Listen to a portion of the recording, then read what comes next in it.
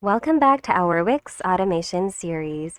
Automations are great for handling repetitive tasks, but sometimes you don't want an action to happen every time a trigger occurs, only when a specific condition is met.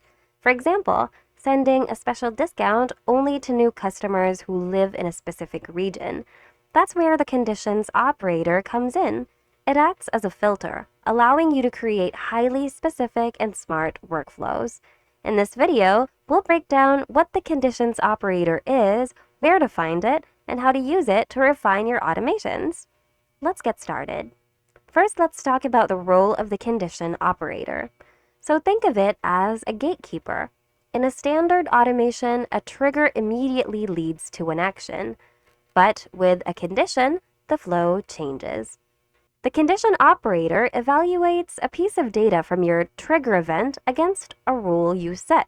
This allows you to exclude irrelevant events or target specific users. Let's start an automation to see it in action. So on your Wix dashboard, go to Automations on the left. Click Create Automation, and then select Start from Scratch. Don't forget to rename your automation, by the way. Now let's select our trigger. For example, let's use when a visitor signs up to our site. But you can choose whatever trigger you like depending on what your goal is. Now that you've selected your trigger, you're usually going to have to set up its settings over here on the left, so make sure to do that as well. Once you're done, click on Apply.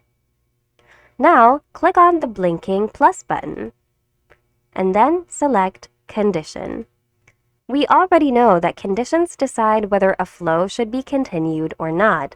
There are two possible paths for this: the then path and the else path. Then is for when the condition is met and the flow continues.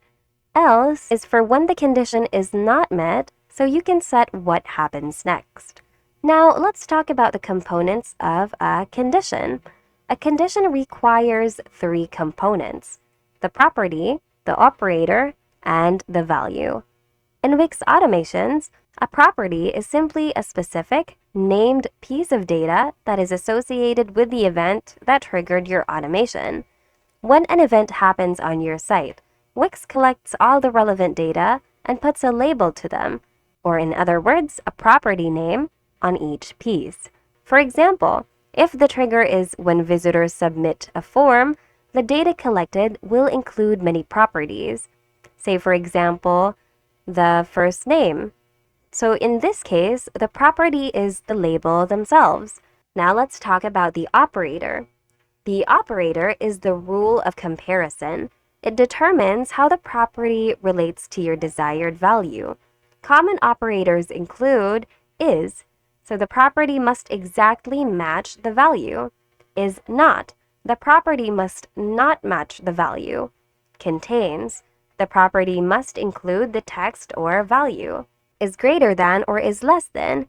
This is used for numerical values. And finally, let's talk about the value. So the value is the actual specific piece of information contained within that data box. All right, so now that we know these things, let's go back to our automation and let's select our property. So once again, we'll see that we'll have two paths, the then path and the else path. First, we're going to set up our then path. In Wix, the property can also be called the criterion. So make sure to select your criterion. In my case, I'd like to select country, because in this example, let's think that there's a special occasion in a specific country. Let's just choose Canada, for example.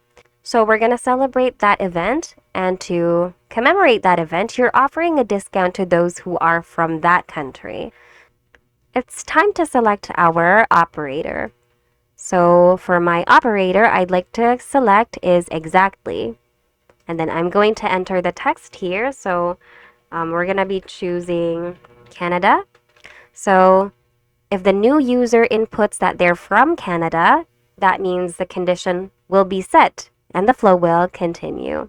Moving on, we're going to work on our else path. So below here on the left panel, you'll see an option called if this condition isn't met. So you'll have the option to select what you'd like to happen. Would you like to end the flow or follow an else path? If you would like to follow an else path, then you're going to have to create another path here or another action that you would like to happen. And the action will be all up to you. But in my case, I would like to end the flow if the condition is not met. So in this case, we don't need an else path. But feel free to decide whether you want to create an else path or end the flow. It's entirely up to you. So once you're done setting up all the things here on the left panel, make sure to review all of the inputs you've made. Make sure that there are no mistakes and make sure that you check your flow to see if it's the exact flow that you wanted. So make sure that your trigger is correct, make sure that your condition's correct, and then once everything is correct, click on apply. All right, so we're not done yet. For the final part, we're going to need to add an action to our then path. So click on this plus button here and select action. You can select any action you'd like to happen, but in my case, I'd like to send a coupon. Because as mentioned before, in this example, we are going to be giving out coupons from people who sign up from a specific country to celebrate a celebration with that country, for example, only. All right, so in my case, I'm going to need to set up the things here on the left. So say, for example, which coupon I'd like to add.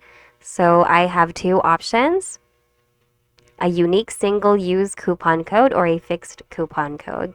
So I'm going to use this one. And I'm going to select a coupon that I'm going to add. So once you're done, always check to see if all of your details on the settings are correct, then click on apply. And as always, make sure that your flow is correct. So you should have your trigger ready, your condition ready, and finally your action. So once everything's all good, click on activate. And your automation should start running.